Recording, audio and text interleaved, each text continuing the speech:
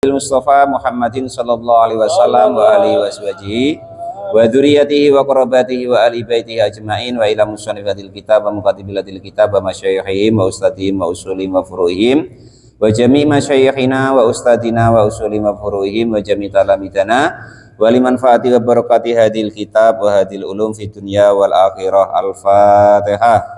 A'udzu billahi minasyaitonir rajim. Bismillahirrahmanirrahim. Alhamdulillahi rabbil alamin arrahmanir rahim maliki yaumiddin iyyaka na'budu wa iyyaka nasta'in ihdinas siratal mustaqim siratal ladzina an'amta 'alaihim ghairil maghdubi 'alaihim waladdallin. Bismillahirrahmanirrahim. Qala al-mu'allif rahimahullah wa nafa'ana wa nafa'ani bi ulumihi fid dharain amin ya rabbal alamin. Bab kemarin tentang yaitu masalah hari kiamat, tentang panasnya keadaannya dan lain sebagainya sudah selesai. Sekarang al-babu adapun bab at-tasi'u yang ke-9 wal isruna dan 20 fi dzikri qarbil janati, di dalam menerangkan dekatnya ketika sudah mendekati daripada surga. Nah, ini ketika sudah mulai mendekati surga, maka ini keterangannya. Qala Allahu ta'ala, Allah subhanahu wa ta'ala berfirman di dalam Al-Quran, wa uslifatil jannatu lil muttaqin wa burrizatil jahimu lil ghawin. Wa uslifat, dan didekatkan apal jannatu surga. Surga itu nanti oleh Allah Subhanahu wa taala bila sudah sampai yaumul akhirat, kiamat nanti, Allah dekatkan surga itu lil muttaqina, kepada orang-orang yang bertakwa kepada Allah Subhanahu wa taala, yang mau melaksanakan perintah-perintahnya Allah, yang mau menjauhi maksiat-maksiat dan yang Allah Subhanahu wa taala larang atau haramkan. Wa burrizat, dan didekatkan apa al-jahimu, neraka, lil ghawina, bagi orang-orang yang tersesat atau keliru lah istilahnya begitu. Jadi di akhirat nanti nggak perlu kita nyari kan siapa di dunia ini yang mau bertakwa kepada Allah, mau melaksanakan perintahnya, mau menjauhi larangannya, maka di akhirat nanti bukan kok kita mencari surga itu, tapi oleh Allah Subhanahu wa taala didekatkan kepada orang-orang yang bertakwa. Karena kalau nyari tidak ketemu Pak Topik, tadi mana tempatnya ya kan? Di situ dalam keadaan bingung kita. Nah, di saat itu juga sebaliknya bagi orang-orang yang tidak mau beriman kepada Allah, nggak mau bertakwa kepada Allah, nggak mau taat kepada Allah, maka neraka juga di saat itu didekatkan oleh Allah Subhanahu wa taala kepada mereka. Itu dalam surat At-Takwir ya. Wa fil akhbari, dan itu diterangkan di dalam hadis, idakana, ketika terjadi apa yaumul kiamati, besok hari kiamat, yaqulu, maka berkata siapa Allah taala, perkataannya Allah berfirman kepada Jibril, ya Jibril, wahai Jibril, qarib, mendekatkanlah engkau al-jannata, kepada surga, mendekatkanlah engkau kepada surga tadi, lil muttaqina, diperuntukkan untuk orang-orang yang di dunia ini mau bertakwa kepada Allah Subhanahu wa taala. Wa burriz, dan menampakkanlah engkau al-jahima, kepada neraka, lil ghawina, kepada orang-orang yang tersesat, yang tidak mau beriman kepada Allah, yang tidak mau takwa kepada Allah, yang tidak mau taat kepada Allah, yang selalu mendurhakai Allah Subhanahu wa taala. Lah, ketika Allah Subhanahu wa taala memerintahkan kepada Jibril seperti demikian itu tadi, fatasiru, maka memperjalankan siapa Jibril al-jannata, kepada surga, ila yaminil arsi, ke arah bagian kanannya aras. Jadi surga itu ditempatkan di bagian kanan. Wal jahimu, dan ada neraka jahim, itu ila yasyaril arsi, malaikat Jibril tempatkan di bagian kiri daripada arasnya Allah Subhanahu wa ta'ala. setelah diletakkan di kiri, di kanan dan kiri, surga bagian kanan, neraka bagian kiri, maka setelah itu sumayamuddu, maka lalu dibentang apa as-siratu, siratal mustaqim, alan nari, di atas neraka supaya bisa dilewati untuk nanti bisa sampai ke surga. Mudah-mudahan kita tidak payah lewat macam kemarin, tiba-tiba nggak tahu siratal mustaqim, nggak tahu mizan, tiba-tiba sampai di surga. Ataupun andaikan pun takdirnya kita itu mungkin karena kurang baik, ya kan, ya lewat-lewat, cuman seidah-idahnya kita punya kendaraan seperti keterangan baginda Nabi kemarin di hadis itu, ya, kita naik masjid kek, naik majelis ilmu kita kek, ya udah kok nanti bentuknya masjid seperti ini, ya Allah bentukkan nanti di akhirat suatu kendaraan yang bisa kita tumpangi hingga kita selamat masuk ke surga. Nah, itu besok diterangkan itu siratal mustaqim itu. Ada yang secepat kilat, itu yang melewati loh, ya. Kalau yang kemarin itu kan yang diterangkan nggak lewat lagi, nah, kan gitu. Nah, itu yang tercepat itu lewat siratal mustaqim, besok itu keterangannya secepat kilat.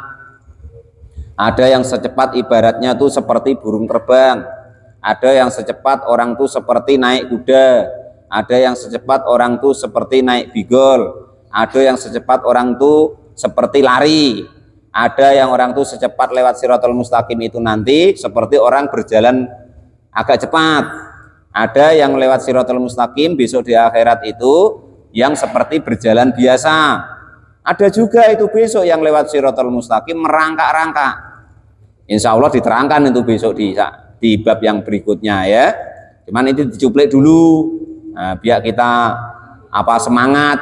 Maksudnya semangat itu nggak payah lewat lah gitu. Cari amalan yang kira-kira nggak payah lewat seperti kemarin-kemarin itu.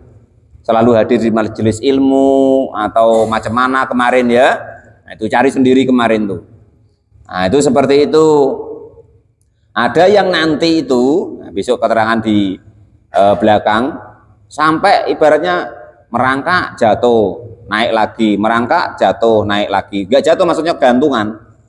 Ya ada yang pegangan gelantung gitu sampai ke surga, tapi itu ya jadilah itu, ya. Nah, ya ada yang begitu. Ya ada baru lewat selangkah jatuh 80 tahun baru sampai neraka. Jadi dalam neraka itu kata Pak Nabi itu andaikan kita mau sampai ke dasarnya itu 80 tahun baru nyampe dasar, ada yang mengatakan 70 tahun. Nah, kita bayangin lah, ya, 70 tahun baru nyampe, berjalan tiada henti. Nah, itu, ya. Jadi andaikan Pak Kadus nurunkan HP ke neraka itu 70 tahun yang akan datang tuh baru sampai dasar. Nah, itu begitu. Walal mu'alif rahimahullah, itu tak berapa kok bekonya, ya kan itu. Jadi setelah dipasang siratul mustaqim wayung sobu, dan juga dipasang apal mizanu, timbangan amal, sumayakulu, maka lalu berfirman siapa Allah Ta'ala berfirman, aina, itu di mana sofi, adapun kekasihku atau pilihanku, rupanya Adam, Nabi Adam. Jadi besok setelah proses yang panjang kemarin itu, ini kan setelah proses panjang kemarin baru ini masalah surga dan neraka. Itu caranya begini, ini Allah nanti prosesnya. Kayak iya Pak, kayak Bapak tuh pernah ke sana. Lah ini tulisannya begitu, keterangannya di Quran, terus diterangkan oleh para ulama kita. Jangan kita tidak percaya, bahaya, ya. Qaulal mu'alif rahimahullah. Jadi Allah tanya di mana orang pilihanku yaitu Nabi Adam. Wa aina khalili, dan itu di mana khalili, adapun kekasihku, rupanya Ibrahim, Nabi Ibrahim. Wa aina, dan itu di mana kalimi, adapun kalamku atau orang yang aku ajak berkalam, rupanya Musa, Nabi Musa. Wa aina, dan itu di mana ruhi, adapun ruhku atau yang saya tiup, istilahnya yang Allah tiup, rupanya Isa, Nabi Isa. Wa aina, dan itu di mana habibi, adapun kekasihku, rupanya Muhammadin, baginda Nabi aku Muhammad sallallahu alaihi wasallam. Setelah Allah Subhanahu wa taala berfirman seperti itu, maka kufu, maka dihadirkan atau ditengok-tengokkan ya Pak, di apa namanya itu, diletakkanlah, ditaruhlah atau diletakkan di situ rombongan Nabi Adam alaihissalam, Nabi Ibrahim di bagian kanan, an yaminil mizani di bagian kanan timbangan amal. Sumayakulu, maka lalu berkata atau berfirman siapa Allah Ta'ala, ya Ridwan, wahai malaikat Ridwan. Ini harus hafal nih, harus kenal nih. Badur jangan sampai tidak kenal loh dengan malaikat Ridwan loh. Karena dia yang punya kuasa di situ nanti, di kuasa surga itu yaitu malaikat Ridwan. Jangan sampai kita tidak kenal. Kalau malaikat Malik nggak kenal nggak apa-apa Mbak, usahakan kenal dengan malaikat Ridwan. Nah, karena dia yang bertugas penjaga surga. Maka malaikat Ridwan ini yang Allah tugasi untuk menjaga surga, iftah, bukalah wahai Ridwan abwabal jinani, pintu-pintunya surga. Kalau bisa, kalau yang ini nggak usah kenal. Waya maliku wahai malaikat Malik, iftah, bukalah engkau abwaban nironi, pintu-pintu daripada neraka. Wis nggak kenal nggak popo Mbah, medeni. Nah, usahakan ya kenal malaikat Ridwan wae. Nanti ciri-cirinya bagaimana Pak? Orangnya tuh murah senyum, wajahnya tuh ibaratnya bercahaya, nah, terus enak lah pokoknya dipandang, sumeh bahasa kita tuh. Nah itu kalau yang malaikat Ridwan. Kalau yang malaikat Malik jangan tanya, kita dilirik dari kejauhannya terbakar Pak. Ya, matanya macam api. Nah itu begitu malaikat Malik. Tapi tidak sama seperti yang di film-filmkan itu loh ya. Kan ada sekarang tuh film aneh-aneh katanya malaikat penjaga. Nah itu enggak ada, belum ada itu ya. Bahaya. Karena malaikat Malik itu kemarin baru diterangkan di depan. Andaikan beliau kok muncul ada di dunia ini, ya kan? Ukurannya dunia dan seisinya itu akan terbakar, mati langsung. Karena saking takutnya dengan malaikat Malik. Plus anak buahnya namanya malaikat Zabaniyah. Kemarin loh ya. Andai kan ada itu sikok we, telinganya we lah nampak di bumi ini. Nah, sudah hancur semua ketakutan. Maka malaikat Ridwan diperintahkan oleh Allah untuk membuka surga. Malaikat Malik diperintahkan oleh Allah Subhanahu wa Ta'ala untuk membuka neraka. Jangan sampai tidak kenal dengan yang malaikat Ridwannya. Makanya kalau dalam kitab tauhid itu minimal 10 malaikat kita harus hafal. Nah, besok kalau kita sampai di Aqidatul Awam itu minimal 10 malaikat kita harus hafal, dari Jibril, Mikail, Israfil, ya kan? Malaikat Atid, Ridwan, Malik, Mungkar, Nakir. Nah, itu usahakan kenal semua. Jadi kita nanti sudah aman. Kau kenal aku? Kenal. Dari mana? Dengar pengajian dulu, umpama kan gitu. Sumayaji'u, maka lalu datang siapa malakur rahmati, malaikat rahmat. Nah, beliau malaikat rahmat ini yang diperintahkan oleh Allah Subhanahu wa Ta'ala datang bil khulali dengan perhiasan. Wal malakul azabi, dan adapun malaikat penyiksa datang dia itu bil aklali dengan gada-gada atau pembelenggu, wassalasilu, dan juga membawa rantai-rantai, wasaubun, dan juga pakaian minal kitoroni, dari apa kemarin tuh, aspal panas ya. Nah, pokoknya pakaian yang dari baja panas lah. Yunadi, maka lalu memanggil-manggil siapa munadi, orang yang ditugaskan oleh Allah Subhanahu wa Ta'ala untuk mengundang atau memberi pengumuman. Besok tuh ada pengumuman begini. Ketika itu kita jangan lupa kalau bisa. Pengumumannya bagaimana? Ya masyarul khalaik, wahai para makhluk-makhluk, semuanya dipanggil. Ungduru, lihatlah, nengoklah kalian semua ilal mizani, kepada timbangan amal. Fa innahu, maka sesungguhnya keadaan itu yuzanu, ditimbang siapa amalu fulanin, amalnya si A bin fulanin bin si B. Ini umpama Pak Kadus besok kan ditimbang amalnya. Sebelum ditimbang tuh Pak Kadus diumumkan, ke seluruh makhluk yang dari mulai Nabi Adam hingga yaumul kiamah. Tengok itu kadus tiga di desa Matagual, umpama ya. Muhammad Ansori bin, itu tengok itu amalnya ditimbang, tengok baik-baik, itu begitu. Ya. Qala al-mu'allif rahimahullah, yang perempuan ditimbang juga Pak, ditimbang juga. Jangan sembrono kau Ripita, kena juga kau, ya kan itu. Jangan aku perempuan ndak ketut Pak, kena. Qala al-mu'allif rahimahullah, sumayunati, maka lalu memanggil lagi siapa munadi, pemanggil artinya memberi pengumuman yang satunya. Ya ahlal jannati wahai ahli surga, khuludun, maka selama-lamalah engkau bila mautin dengan tanpa mati. Jadi kalau sudah di surga dan di neraka itu selama-lamanya tidak ada lagi kematian. Kemarin loh sudah di bahwasanya kematian itu Allah panggil kemarin. Kematian itu Allah panggil, Allah bentukkan suatu kambing yang terus di situ Allah sembelih, disuruhnya menyembelih. Nah, setelah itu maka kematian itu tidak ada lagi, pencabut-nyabutan roh itu nggak ada lagi setelah itu. Maka setelah itu disitulah namanya selama-lamanya. Makanya dari dulu sampai ke sekarang kalau kita dengar itu ke yaumul akhirah, yaumul akhirah, yaumul akhirah. Akhirah itu artinya tidak ada akhirnya. Itu artinya akhirah. Tidak ada akhirnya. Maksudnya ya selama-lamanya. Maka sabar-sabar dikit di dunia ini, saro-saro dikit, ngalah-ngalah dikit. Jangan sampai kita tinggalkan perintahnya Allah. Jangan sampai kita sesedikit mungkin, maksudnya itu kalau tidak telap meninggalkan larangannya Allah Subhanahu wa Ta'ala. Kalau sudah melakukan juga ya harus istighfar, ingat bahwa itu keliru, salah, minta ampun, bertobat kepada Allah Subhanahu wa Ta'ala.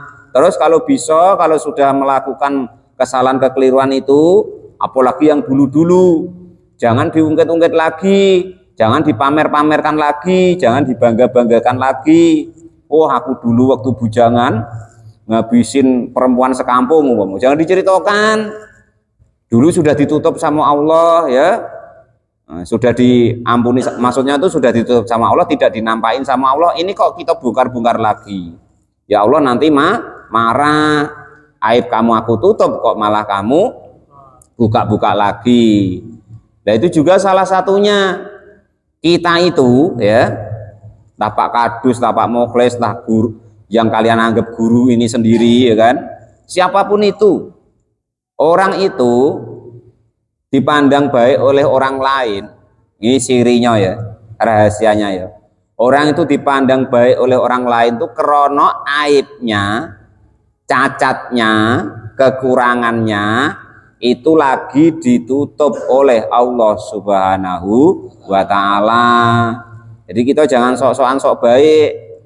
Kita dianggap baik sama orang lain itu karena Allah lagi sayang dengan kita, lagi beri rahmat kepada kita, aib kita sedang ditutup oleh Allah Subhanahu wa Ta'ala. Kalau Allah sudah jengkel atau mungkin ya jadi bentuk dari cobaan untuk kita ya kan, entah Allah sudah jengkel sebagai siksa atau adab atau sebagai cobaan untuk kita. Nah itu mudah sekali Allah nanti membuka aib kita. Maka yang kita asalnya ya kan kelihatannya di mata orang lain itu baik, ya jadi buruk semua. Makanya dari tahun sekian sampai sekian berbuat baik, sekali berbuat buruk, aibnya itu dibuka oleh Allah, nggak ditutupi.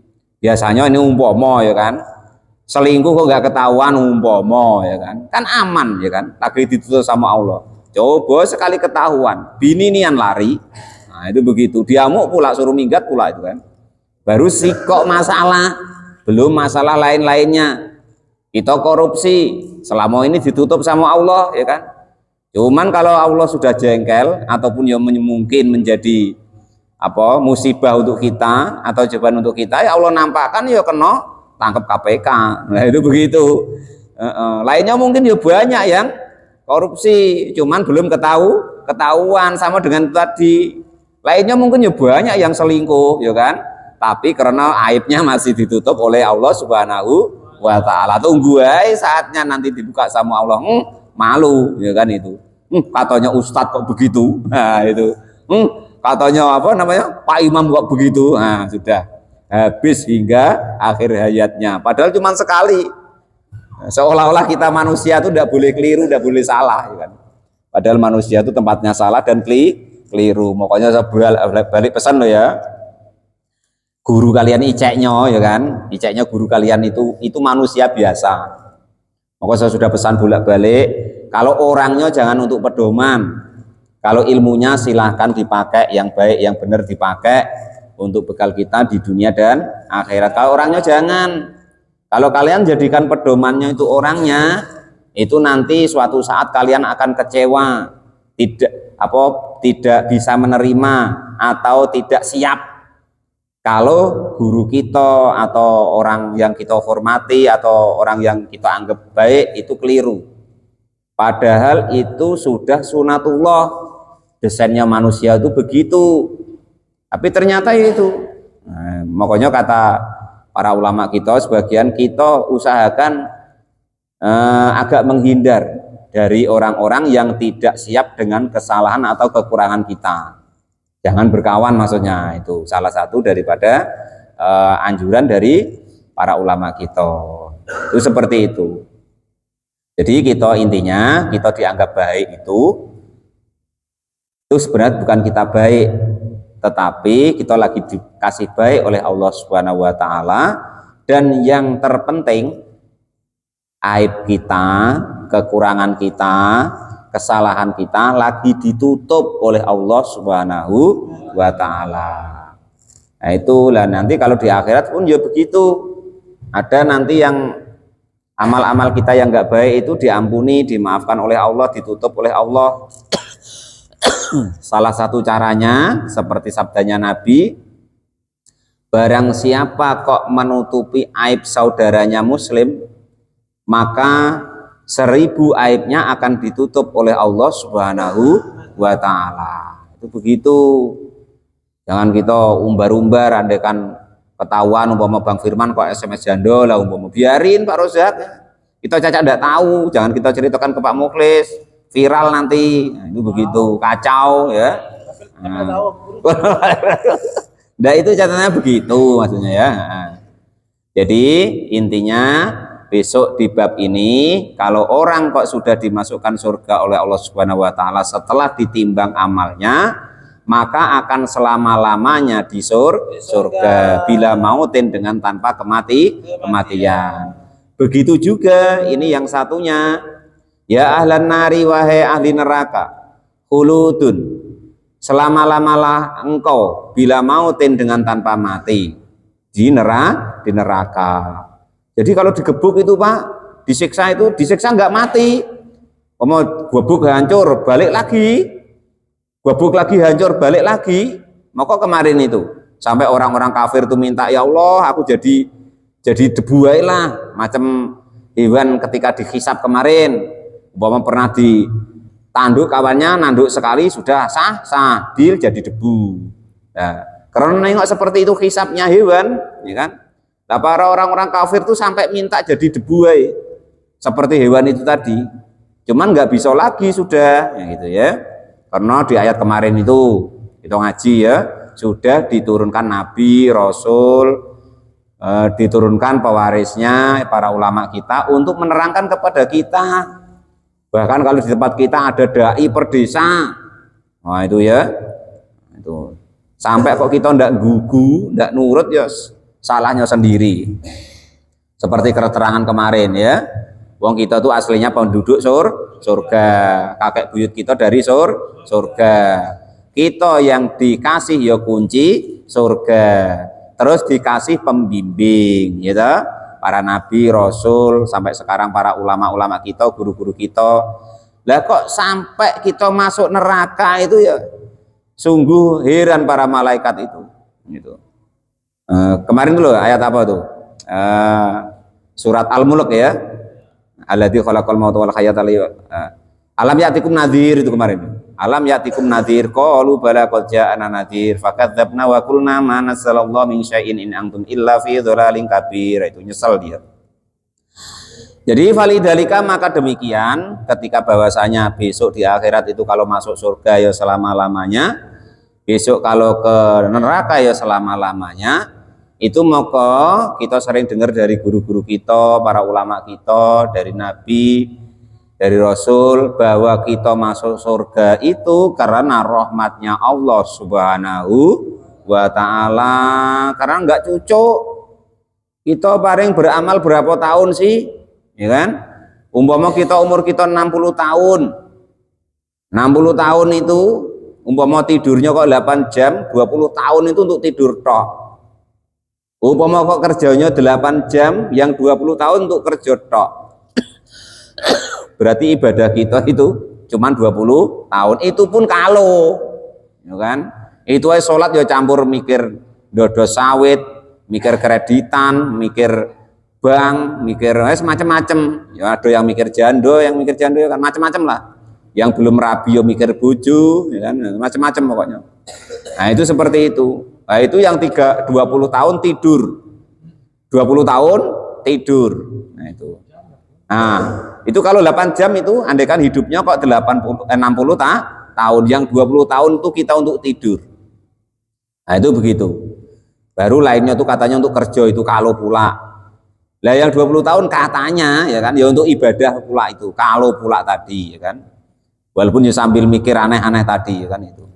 Entah yang khusyuk atau yang ingat Allah tuh seberapanya, tapi ya jadilah ya kan itu. Pokoknya kata Imam Ghazali akhir zaman itu ibadah paling baik itu tidur katanya. Tapi ya jangan kalian tiru. Kalian tiru pula ya kan, dari apa maghrib isya isya tidur ya kan, sampai subuh ya tidur ya kan, pagi ya tidur. Kalau punya bini disiram bininya, minta cerai bininya. Nah, kau kasih makan apa bang gitu ya kan. Maksudnya begini, maksudnya Imam Al-Ghazali itu dengan kita itu tidur, maksudnya itu ya, itu kan kita ndak mungkin nak ngibah kanti ya kan, nak SMS jando, atau berpikir nak nyuri sawit, atau berpikir nak ini itu beruang tidur macam mana ya kan. Paling mentok mimpi ya kan. Nah, syukur-syukur mimpi ketemu bidodari ya kan, bidodari dunia jadilah lah kan gitu. Itu syukur-syukur. Wong ndak kan ndak bisa apa-apa bang di wong tidur. Nah coba kalau ndak tidur kan ada wae lah ya yang diutarkan ini itu lama-lama nanti ya kemana-mana ngerasain jando pula lama-lama. Semua jando di dusun tuh kena galau, apalagi yang gadis. Itu hadis itu sudah gini sudah. Nah itu gadis tuh umpama kan sudah repot ya, bahaya. Maka kata Imam Ghazali ibadah paling baik di akhir zaman itu tidur. Nanti dicari sendiri maksudnya, jangan kok tidur terus, maksudnya begitu tadi maksudnya itu ya. Fadzalika maka demikian yang dikatakan tadi, bahwa hidup itu di surga itu nanti selama-lamanya, di neraka itu selama-lamanya, kita masuk surga karena rahmatnya Allah. Itu tadi andaikan kok upahan ibadah itu paling 20 tahun umpama. Ya kan nanti harusnya ukurannya masuk surga itu 20 tahun. Itu ya begitu. Nah itu nyatanya ini selama-lamanya itu maka karena rahmatnya Allah Subhanahu wa ta'ala. Dulu pernah saya terangkan di keterangan di beberapa keterangan para ulama, manusia masuk surga itu karena 4 hal. Yang pertama karena ampunannya Allah, yang kedua karena hidayahnya Allah, yang ketiga karena karena rahmatnya Allah, yang terakhir yang tertinggi karena ridhonya Allah Subhanahu wa ta'ala. Itu begitu. Validalika maka demikian itu hidup di surga selama-lamanya dan di neraka selama-lamanya, artinya di akhirat selama-lamanya. Itu qaulu ta'ala, dawuhnya Allah Subhanahu wa ta'ala. Wa anzirhum yaumal hasrati idza qadal amr. Wa anzir, dan memperingatkanlah engkau wahai Muhammad kepada mereka yaumal khusrati, di hari penyesalan, idza qada, ketika dihukumi atau di hakimi apa alamru segala perkara atau ditentukan segala perkara. Jadi seperti keterangan di kitab Nashihul Ibad kemarin, tempat penyesalan atau lautan penyesalan itu adalah alam kubur ya. Nah, kuburan itu adalah tempat penyesalan. Yang soleh ya nyesel, ngapo enggak aku perbanyak kesolehanku. Nah itu ya.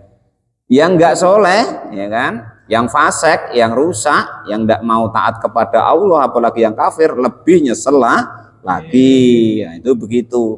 Nanti karena baru tahu, oh ya Allah, rupanya ngaji sambil tidur ya begini ya pahalanya.